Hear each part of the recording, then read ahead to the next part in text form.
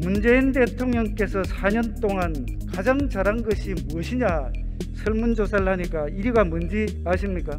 특별히 잘한 게 없다가 35%로 1위입니다.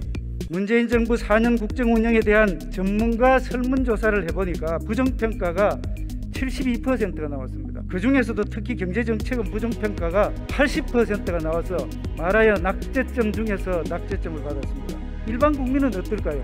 일반 국민들도 비슷한 평가였습니다. 문재인 정부는 국민의 눈높이에 맞춰서 정책을 추진합니까? 아니면은 대통령님의 인식에 의해서 기준에 의해서 정책을 추진하십니까?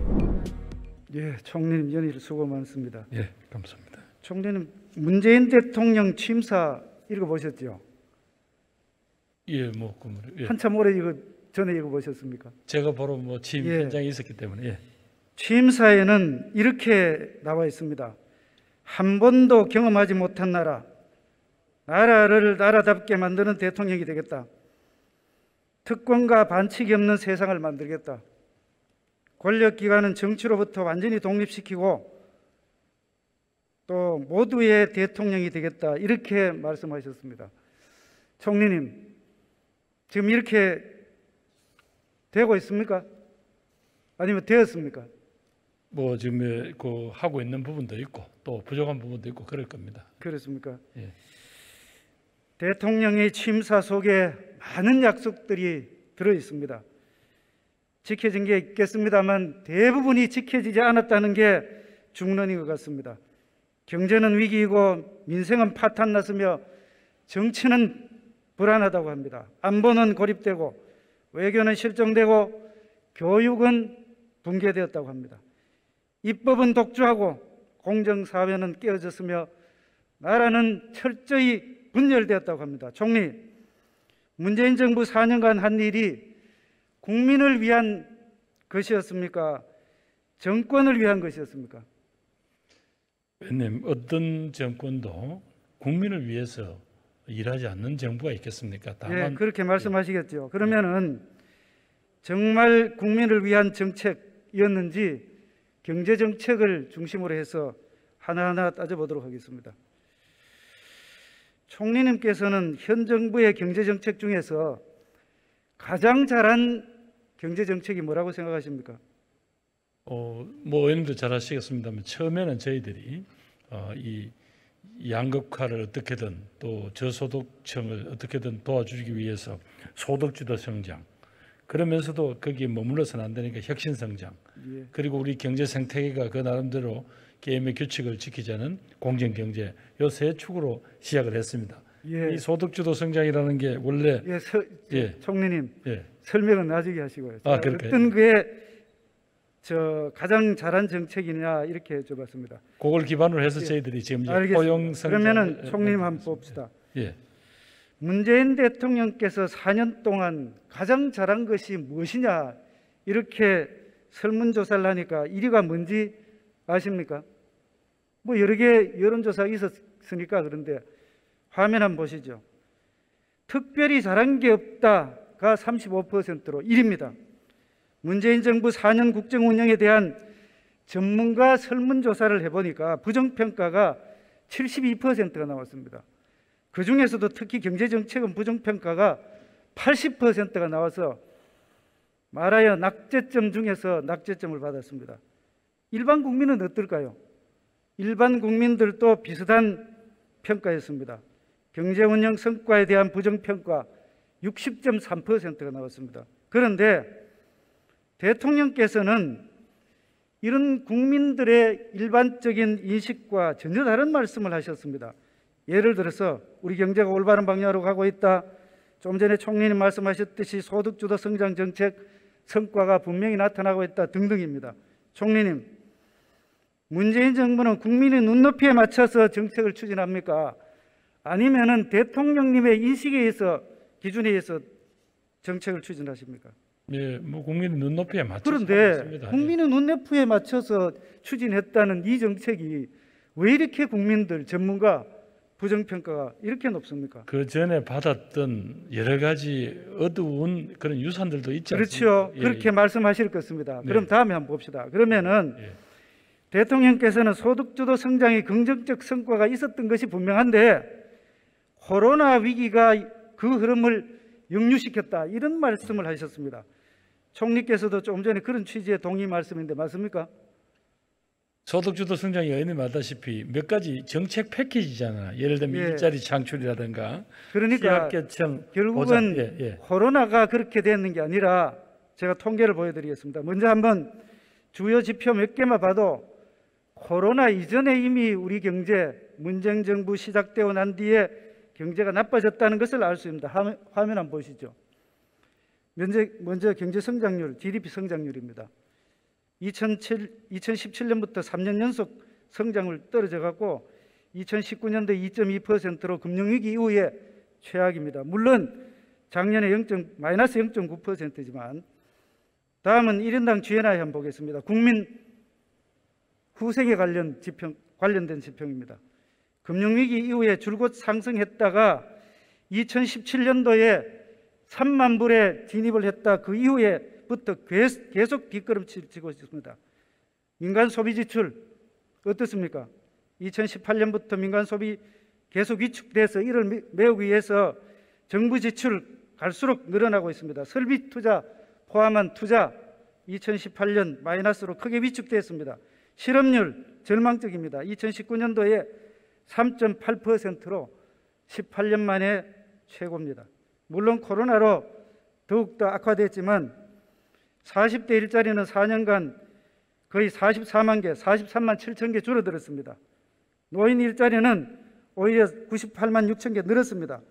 총리는 지난 4년간 지표 보시니까 어떤 생각이 드십니까?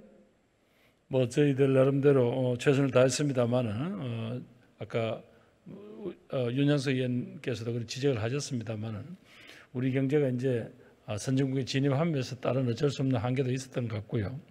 또 그 무렵에 우리들이 가지고 있는 여러 가지 뭐 코로나라든가 주변 조건 자체가 그렇게 또 만만치 않아서 여러 어려움을 겪었습니다. 그럼에도 불구하고 의원님, 최근에 이 코로나 상황에서 그래도 말하자면 가장 적은 어떤 위축을 가져왔고 또 그것 자체가 최근에서 빠르게 회복하고 있는 또 이 현실, 또 아까 의원님 말하자면 정책에 대한 국민 불신이 높다지만 임기 5년차 대통령 치고는 유례없이 지금 40%의 그래도 강고한 지지가 있다는 것은 최소한도 이 정책에 대해서 아직도 신뢰하고 있는 분이 그만큼 있다고 봐야 제가 되겠습니까? 말씀드리는 거는 네. 숫자로 나타난 거고 경제 관련된 또 여론조사를 좀 전에 말씀드렸습니다.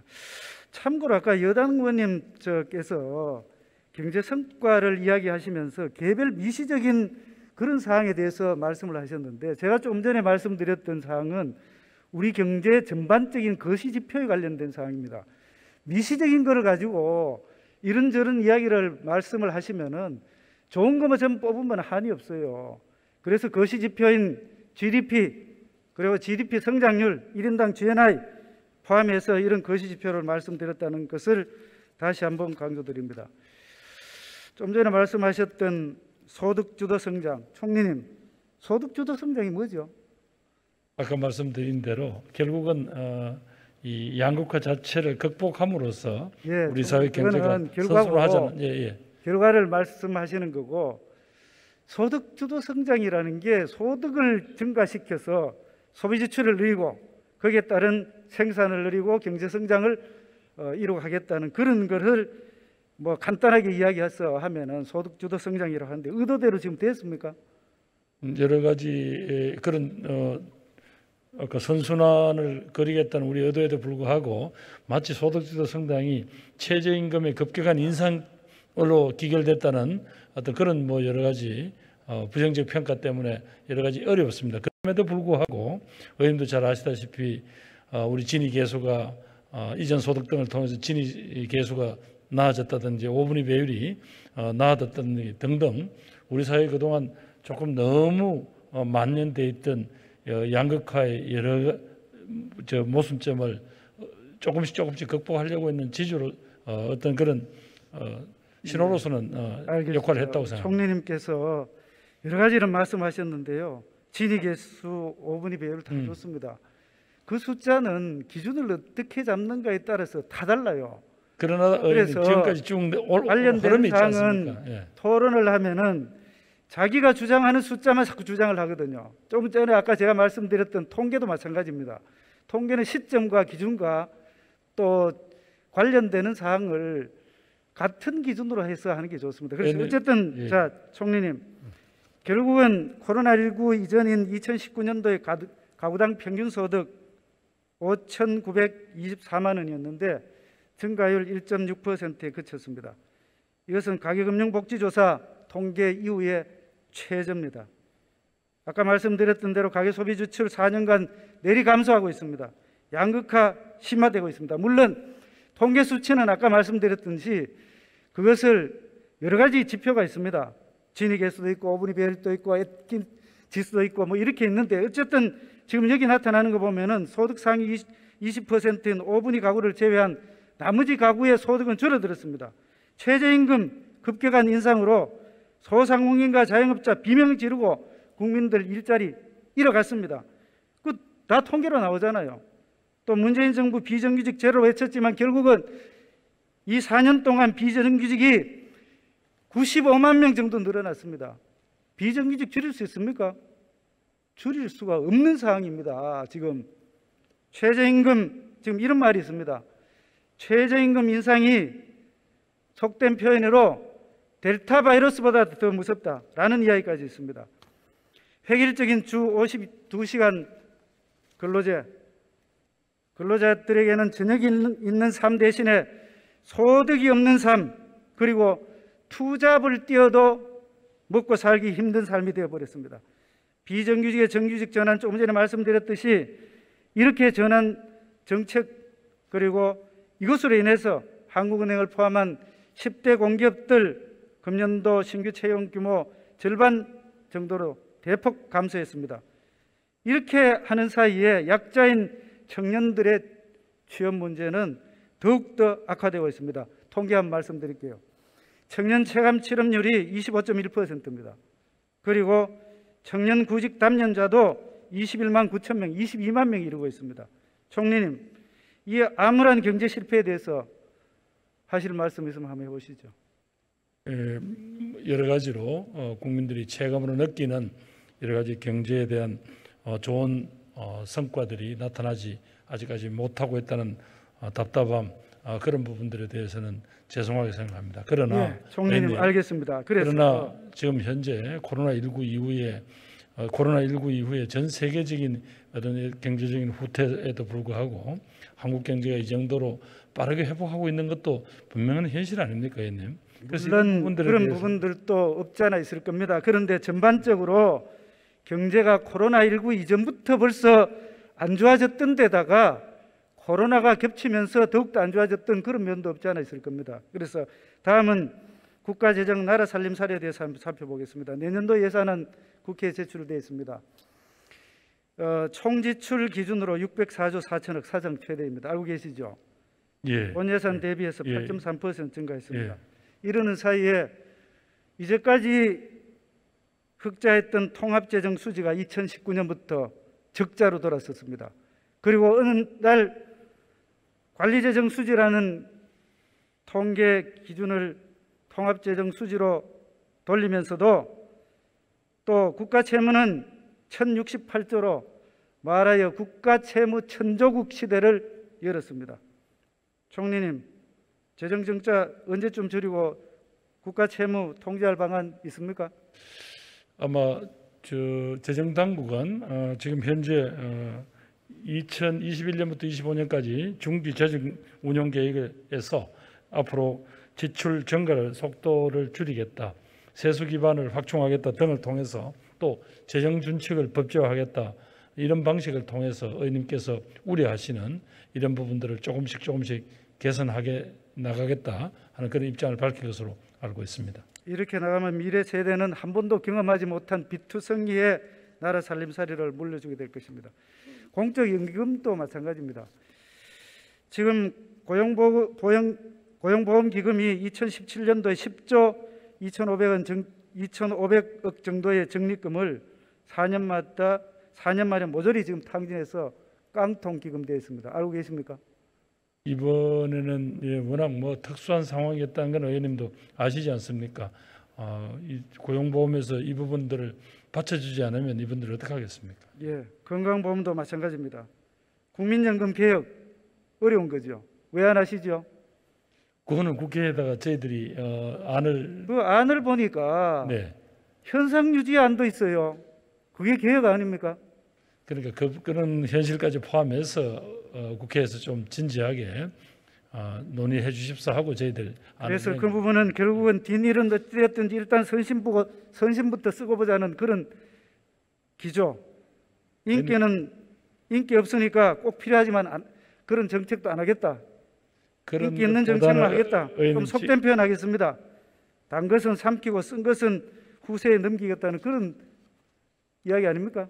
뭐 어떤 부모가 자식들한테다가 그렇게 어려운 환경을 일부러 넘기자고 하는 데는 없지 않습니까? 우리 정부도 어쨌든 어떤 성장의 기본 잠재력을 살리고 또 다음들을 위한 청년들을 위한 다양한 형태의 도움 방안 그런 정책적 패키지 고민하고 또 그러면서도 지금 당장 일자리가 없는 분들에게 고용보험 등을 통해서 여러 가지 보호해 나가는 이런 프로그램들, 그다음에 전 국민 고용보험제를 통해서 이분들이 지금 현재 특별고용 특고라든가 자영업하는 이런 분들조차도 이제는 어떤 이런 고용보험을 통해서 사회보험에서 그분들을 안전망으로 보호해야 된다는 그런 취지에서 정책을 전개하고 있지 않습니까? 그 부분은 아마 이해를 하시리라 믿습니다. 예, 총리님 지난 5월 취임사에서 부동산 정책으로 더 이상 국민께 실망을 드리지 않겠다 이렇게 말씀하셨죠. 예. 그렇게 됐습니까?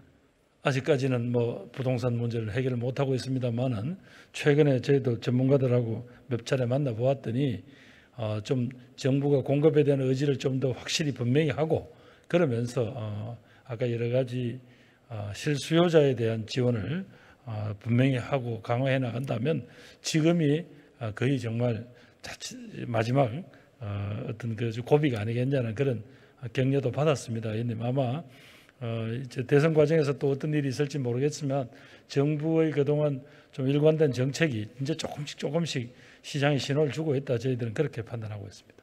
서울 사는 중산층이 월급 하나도 한 푼도 안 쓰고 전부 모으면 몇 년 만에 집 살 수 있을 것 같아요.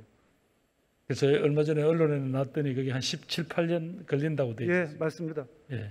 근데 처음에 문재인 정부 출범할 때만 해도 한 11년 정도 됐어요. 8년 더 늘었습니다. 어떻게 이렇게 됐죠?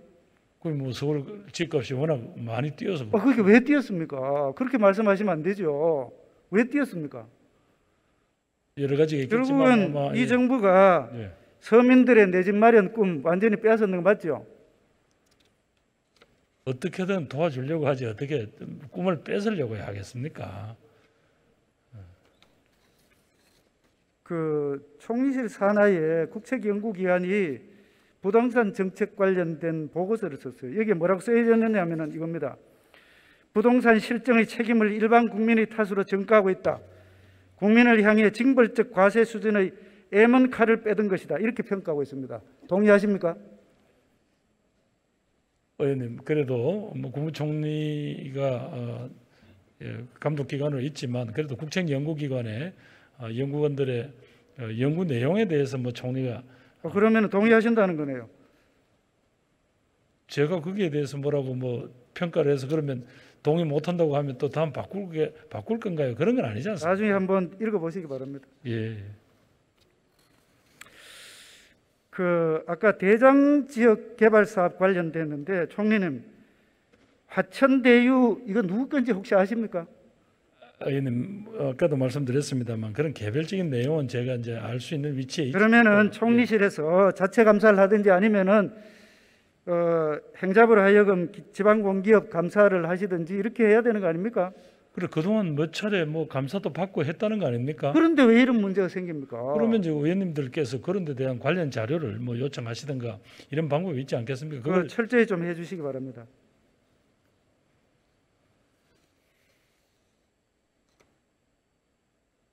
해주시겠습니까? 아니 이 문제는 저희들이 뭐 어떻게 관여하기는 좀 어려운 상황 아닌가 모르겠습니다. 이게 왜냐하면 우선 저희들이 그런 권한이 있는지부터 우선 알아봐야 되겠습니다. 네, 총님 수고하셨습니다. 네. 총체적 난국 사항으로 빠져들고 있습니다. 소득주도 성장의 고집, 끝없는 확장 재정, 급증하는 국가 채무, 효과 없는 26건의 부동산 대책, 1,800조 원의 가계부채, 무너지는 공적연금기금 등 어느 하나 정상적인 것이 없습니다. 대한민국은 문재인 정부의 것이 아닙니다. 모든 국민, 미래 세대의 터전입니다. 당장 대선판의 돈풀기 멈추시고 4차 산업혁명 주창자인 클라우스 슈밥이 말씀하신 것처럼 우리가 사는 세상을 새롭게 리셋하는데 국가 역량을 한데 모아서 대한민국의 내일을 준비하도록 해야 할 것입니다. 경청해 주셔서 감사합니다.